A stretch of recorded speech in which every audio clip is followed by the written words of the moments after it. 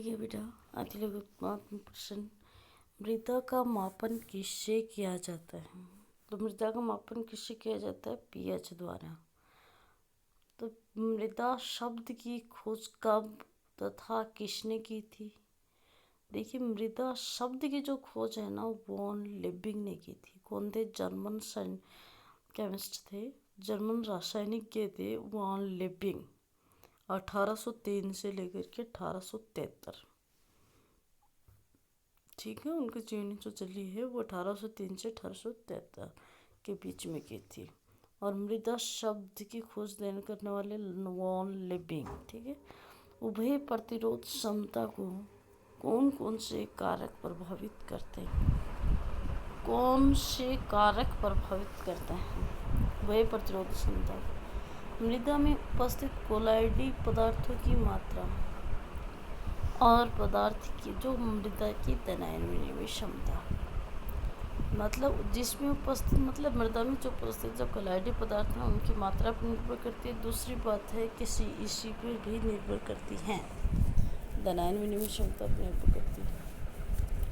उभय प्रतिरोध क्या है? उभय प्रतिरोध क्या है बेटा? देखिए, कोई भी विलयन जब थोड़ी मात्रा में अम्ल या क्षार मिलाने पर पीएच के परिवर्तन में प्रतिरोध दर्शाता है तो वो क्या कहलाते हैं? उभय प्रतिरोध। तो आप देखिए, बोलने के लिए यूँ बोल सकते हो कि कैसे कि उभय मतलब किसी भी विलयन में, विलयन क्या होता है बेटा? विलय प्लस विलायक, विलय प्लस विलायक, विलय प्लस विलायक, वो होता है विलयन, ठीक है। अब विलय प्लस विलायक, उसमें देखना क्या भी ये बोल रहे हैं कि इसके अंदर थोड़ी मात्रा को किसकी, जब इस विलयन में किसमें, अब ये जो विलयन है इसमें थोड़ी मात्रा किसकी मिला दे? अम्ल और क्षार, अम्ल प्लस क्षार। ये जब मात्रा मिलाएंगे तो ये क्या करते हैं? प्रतिरोध करते हैं, मतलब बाहर की ओर भेजते हैं, अपने परिवर्तन का प्रतिरोध करते हैं, मतलब किसी प्रकार का चेंज नहीं चाहते। इस विलयन में क्या होता है? चेंज से परिवर्तन में विरोध करती है, उस विरोध को ही क्या कहते हो? उभय प्रतिरोध, ठीक है। ये इम्पोर्टेंट है। मृदा को परिभाषित कीजिए। मृदा को परिभाषित, मृदा की पृथ्वी की सतह पर मोटे, मध्यम और बारीक कार्बनिक तथा अकार्बनिक पदार्थों के मिश्रित कणों को मृदा कहते हैं। देखो क्या बताया गया है, मृदा को परिभाषित कैसे करोगे कि पृथ्वी की सतह पर मोटे, मध्यम और बारीक और कार्बनिक और अकार्बनिक पदार्थों के मिश्रित कणों को क्या कहेंगे? अपन मृदा कहेंगे। ये बात ठीक है, क्योंकि आप परिचित हैं इनसे। मृदा का कृषि में क्या महत्व है? देखना, मृदा पृथ्वी की सबसे ऊपरी परत है, बिल्कुल है, जो कि जीवन बनाए रखने में सक्षम है। किसान प्रत्येक वर्ष इसी मृदा में स्वस्थ व अच्छी फसल की पैदावार करते हैं और अलग अलग फसल के लिए अलग अलग प्रकार की मृदा आवश्यक है। समझ गए? देखिए, कृषि में क्या महत्व है कि पृथ्वी के ऊपरी जो परत है वो मृदा की है और ये जीवन बनाए रखने में सक्षम भी है, और किसान प्रत्येक वर्ष इसी मृदा में स्वस्थ और अच्छी फसल की पैदावार करते हैं। अलग अलग फसल के लिए अलग अलग प्रकार की ही मृदा आवश्यक होती है। पीएच स्केल क्या होता है? मृदा की पीएच को पीएच स्केल द्वारा ज्ञात किया जाता है। पीएच स्केल से पीएच कहाँ तक बेटा? पीएच 0 से लेकर के 14 तक मापी जाती है। देखिए, पीएच स्केल से तो मापी जाती है। पीएच पर तो मैं माना है वो 0 से लेकर 14 तक होता है। 7 पीएच 7 पर उदासीन बिंदु होता है। उदासीन तो ना वो अम्लीय होगा ना वो क्षारीय होगी। 0.0 से लेकर के 6.9 अम्लीय तथा देखिए यहाँ पे 7.1 से लेकर के 14 तक क्षारीय गुण होता है। या अपन तो देखिए बोलने के लिए बोलेंगे 7 से अब वो क्या होगा?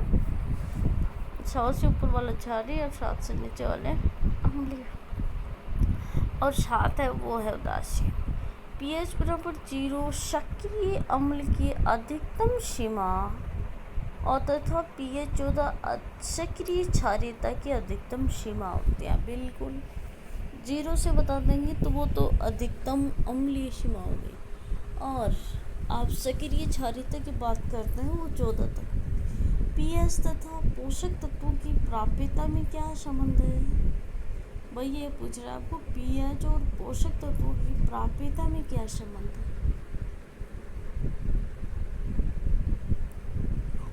तो देखिए, मृदा की pH मृदा की रासायनिक गुणों और सूक्ष्म जीवों की क्रियाशीलता को सबसे अधिक प्रभावित करते हैं। बिल्कुल ऐसा है क्या?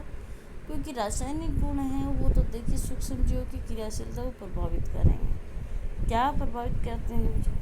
देखिए, नाइट्रोजन की अधिक प्राप्यता, मतलब pH 6 से 8 के बीच होती है। अधिक प्राप्यता क्या है? 6 से 8 के बीच। तो देखना कैसे 6 से 8 के बीच। बोधि फास्फोरस को मृदा से H2PO4 माइनस, मतलब हाइड्रोफोस्फेट, हाइड्रोजन फोस्फेट, और देखना ये है तथा SPO4 माइनस आयन के रूप में। मतलब एक तो आपको H2 यहाँ पे तो आयन दे रखे, एक -2 में है, एक माइनस, दोनों आयंस का रूप लेते हैं।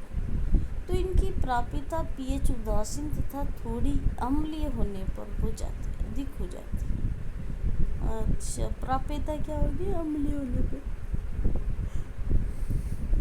ज़्यादा होगी। सूक्ष्म पोषक तत्व जो धनायन के रूप में, जैसे आयरन +2 Fe+2 है ना, आयरन द्विधनात्मक सूक्ष्म पोषक तत्व के धनायन है, और मैंगनीज द्विधनात्मक, कॉपर द्विधनात्मक, जिंक द्विधनात्मक पाया जाता है।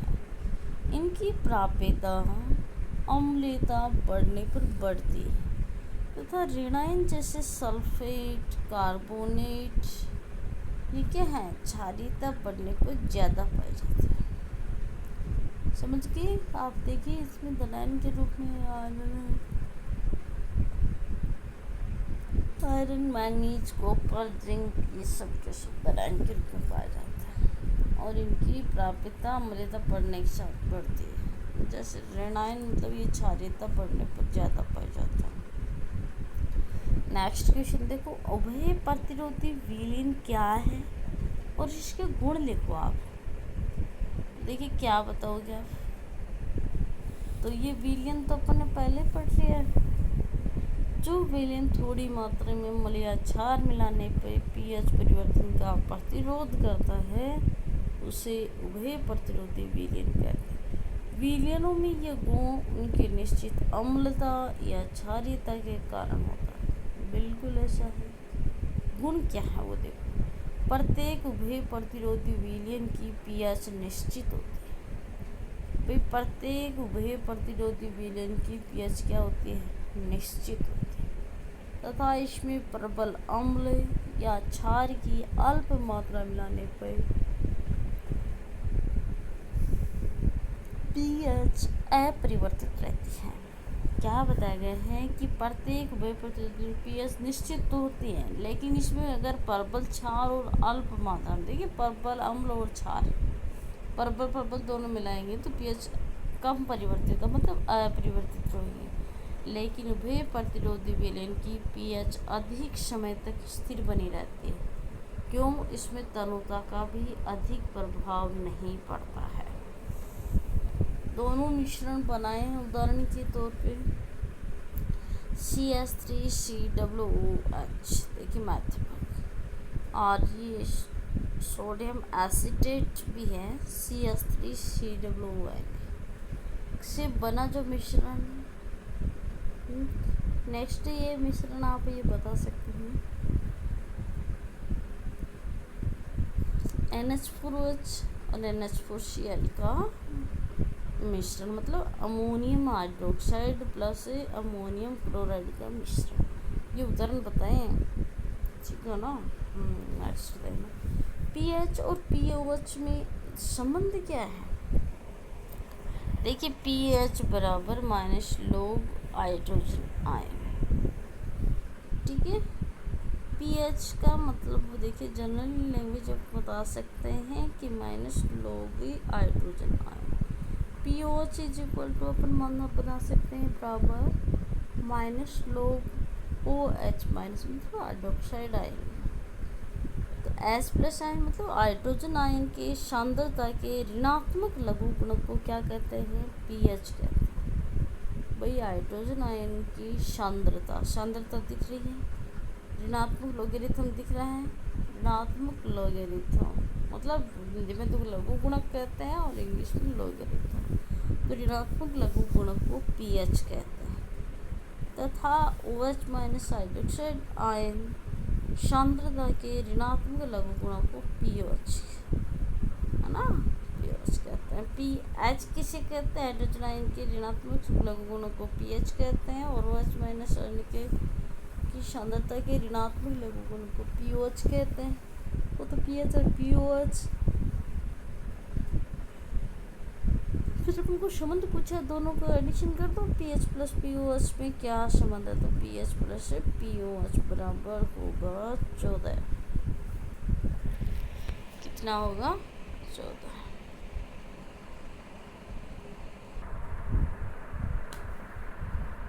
हाँ देखना क्या है कि जब पीएच का मान अधिक होगा तो पीओएच का उसी क्रम में कम हो जाएगा और पीएच मान कम होगा तो पीओएच उसी क्रम में अधिक हो जाएगा। बिल्कुल ऐसा था। मृदा पीएच का सूक्ष्म जीवों पर प्रभाव, क्या प्रभाव पड़ता है। अधिकांश सूक्ष्म जीव उदासीन या हल्की क्षारीय मृदाओं में सक्रिय रहते हैं।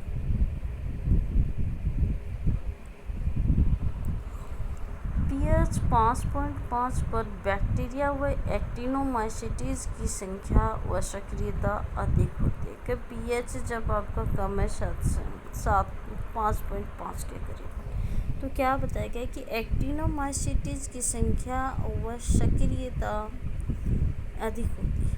इससे कम पीएच पर यानी अम्लीयता बढ़ने पर इनकी सक्रियता तेजी से कम होती, सक्रिय नहीं रह पाते हैं फिर, ठीक है।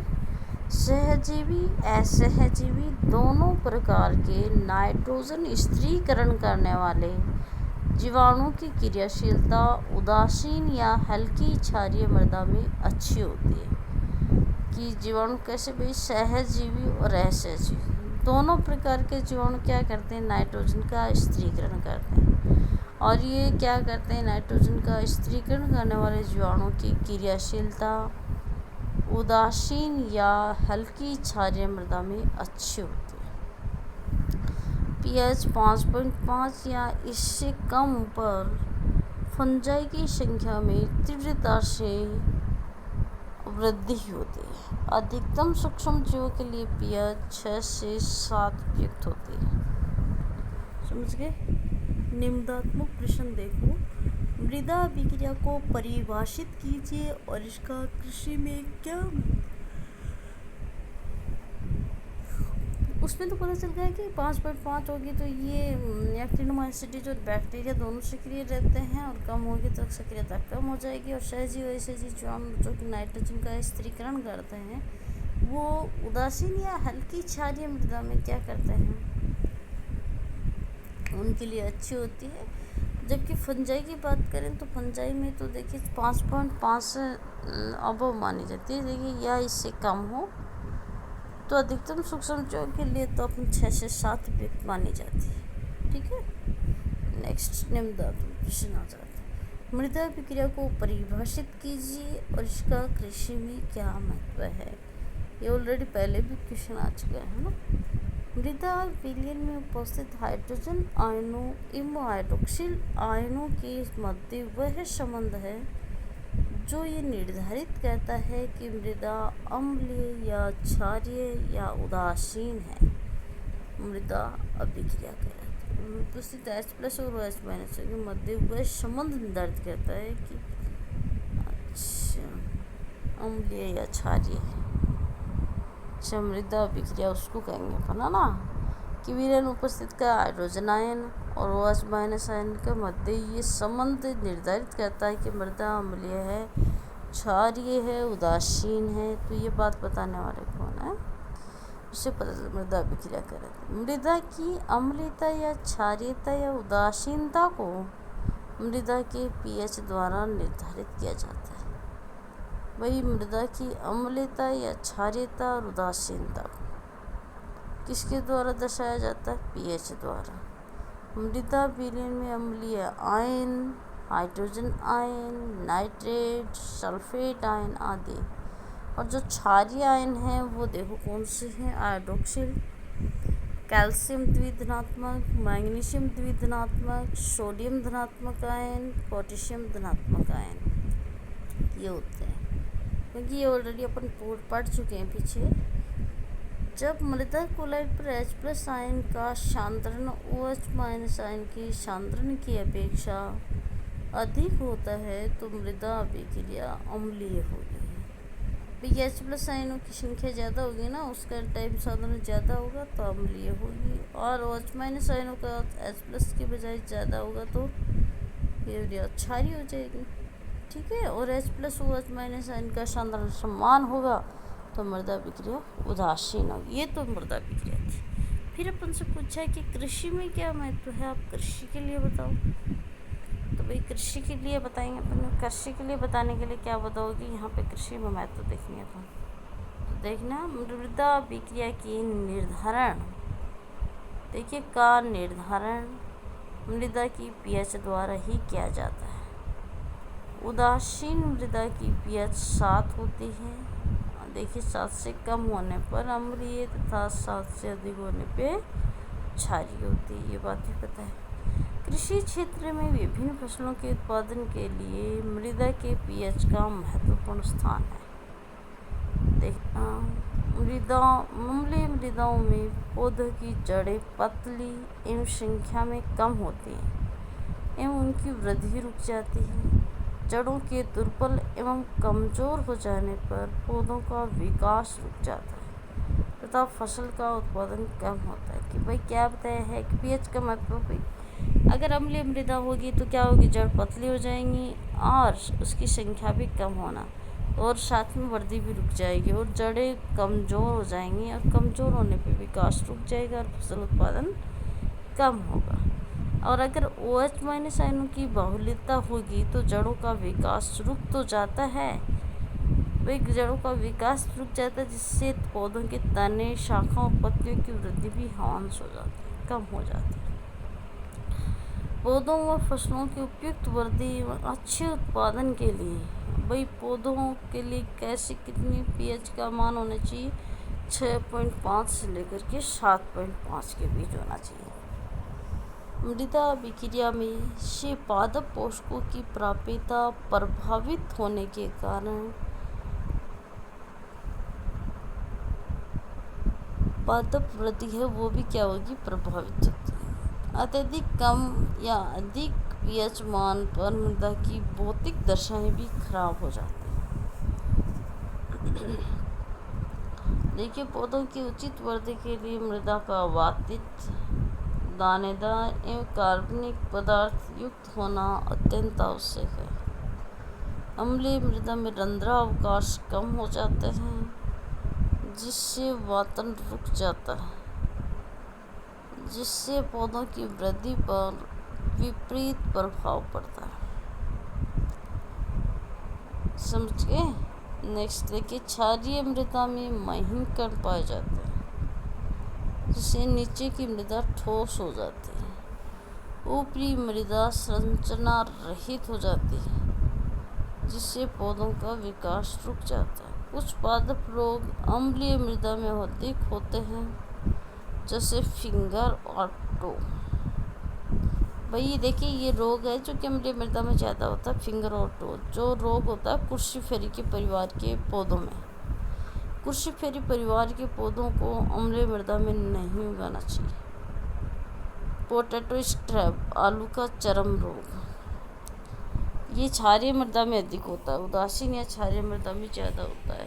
ग्रेप फ्लैग, जई का बुरा रोग, उदासीन मृदा में अधिक होता है। Grape flag.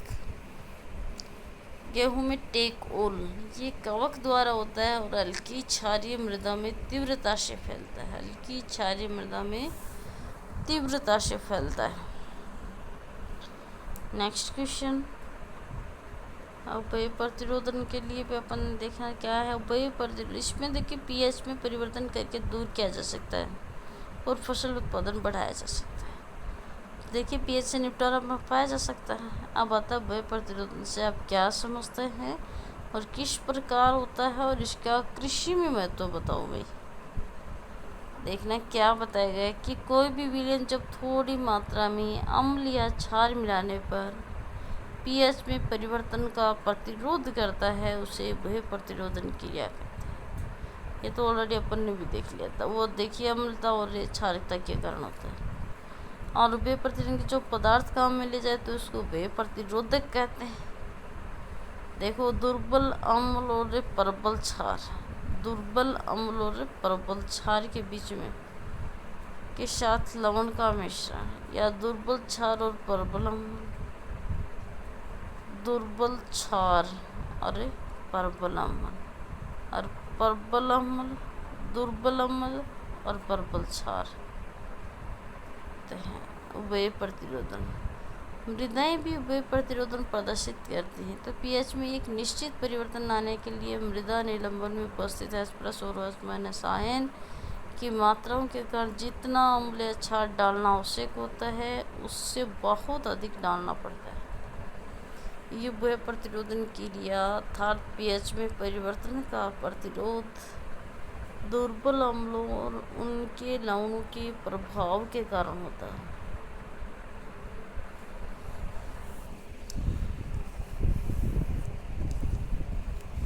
मृदा की प्रतिरोधी क्रिया को एक कोलाइडी अम्ल के विघटन से समझाया जा सकता है। विघटन से कैसे समझाया जा सकता है, ये रही आपको पता ही है। ये देखो 0 से 7 और 7 से 14, देखिए 14 दिखा रखा है ना। हाँ, तो ये 0 से 7 तक अम्लीय होती हैं और 7 से अब वो है 14 तक वो क्षारीय था, और ये 0 ये 7 पे तो उदासीन मृदा। पीएच स्केल द्वारा पीएच का मापन 0 से 14 में किया जाता है। 7 बिंदु पे उदासीन और बराबर 0 में सक्रिय अम्लता की अधिकतम सीमा कहाँ है, 14 तक। उदासीनता पर पीएच और पीओएच 7 होता है। पीएच स्केल लघु गणकीय स्केल है, न कि अंगणितीय, इसलिए एक पीएच इकाई का अंतर हाइड्रोजन आयन सांद्रता अधिशोषित H+ और मृदा विलयन में H+। और देखिए एल्युमिनियम ये 3+ है ना, निश्चित अम्लता वस्तु सक्रिय में आ रहे हैं। ये दुर्बल अम्ल अल्प मात्रा में विघटित होता है। अधिकांश अधिशोषित H+ आयन अविघटित भी रहते हैं। उसके लिए अपन को क्या है, कुछ मात्रा में चूना मिलाया जाता है, जिसमें क्या रहते हैं कि H+ आयन उदासीन हो जाते हैं और उनकी कमी पूरी करने के लिए अम्ल विघटित होकर H+ आयन या मृदा विलयन में होता है और पीएच में बहुत ही कम अंतर मिलना शुरू हो जाता है। महत्व क्या क्या है बेटा, इसमें पीएच का स्थायीकरण, मतलब पीएच का अचानक परिवर्तन मृदा वातावरण में एक बड़ा परिवर्तन करता है, मतलब वो पोषक तत्वों और प्राप्यता पर प्रभाव पड़ता है और पीएच में अधिक परिवर्तन होता है, जिससे पेड़ पौधों और सूक्ष्म जीवों को बहुत बड़ी हानि होती है। मृदा सुधारकों की आवश्यक मात्रा, मृदा की अपव्यय प्रतिरोधन क्षमता अधिक होने पर पीएच परिवर्तन के लिए उतनी ही अधिक मात्रा में चूना या गंधक की आवश्यक होते हैं। दिए गए चूने की मात्रा निश्चित करते समय मृदा में पाए जाने वाली कार्बनिक पदार्थ की मात्रा उसकी बनावट को भी ध्यान में रखते हैं। पीएच स्केल क्या है, पीएच और पीओएच में क्या संबंध है। देखिए, मृदा की अम्लता व क्षारीयता में पीएच के द्वारा मापा जाता है। पीएच का मापन पीएच स्केल के द्वारा किया जाता है। से 10 गुना अंतर के बराबर होता है, यानी पीएच बराबर 7 से अगर 6 में हो तो H प्लस आयनों की सांद्रता कितने गुना अधिक हो जाएगी, 10 गुना अधिक होगी। अर्थात इसमें 0.001 सक्रिय हाइड्रोजन उपस्थित रहते हैं। तो पीएच 7 की अपेक्षा अगर पीएच 6 है तो 10 गुना अधिक अम्लीय होगी। तो देखिए, अपन बता सकते हैं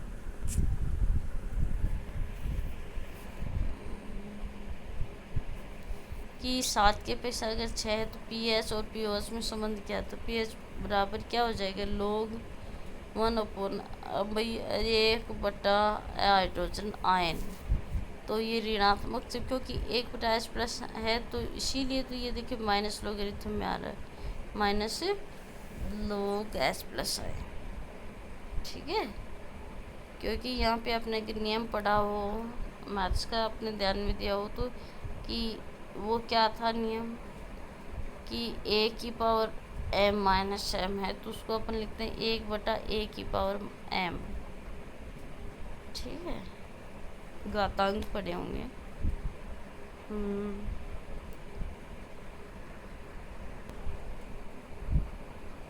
तो देखना पीएच भाई, पीओएच बराबर दे रखा है log 1/OH माइनस आयन। वही बात है, पी फॉर पोटेंस, जो कि एक जर्मन शब्द है, उसका मतलब पावर होता है। H प्लस क्या बेटा, हाइड्रोजन आयन सांद्रता है। OH माइनस क्या है, वो हाइड्रोक्सिल आयन सांद्रता है। तो देखना कि पीएच हाइड्रोजन आयन की सांद्रता का ऋणात्मक लघु गुणक हो। फिर पीओएच दे रखा है तो हाइड्रोक्सिल आयन की सांद्रता का ऋणात्मक, पीएच प्लस पीओएच कर दीजिएगा 14 मिलता है। अगर पीएच का मान अधिक होता है तो पीओएच का मान उसी क्रम में कम हो जाएगा। और वही बात आती है निकल के जो अपन ने पढ़ी है कि इसमें ये बात है कि हाइड्रोजन आयन की सांद्रता अधिक होगी तो वो अधिक अम्लीय हो जाएगा, और OH माइनस के अम्ल तो वो क्षारीय हो जाएगा। ये थे आपके क्वेश्चन।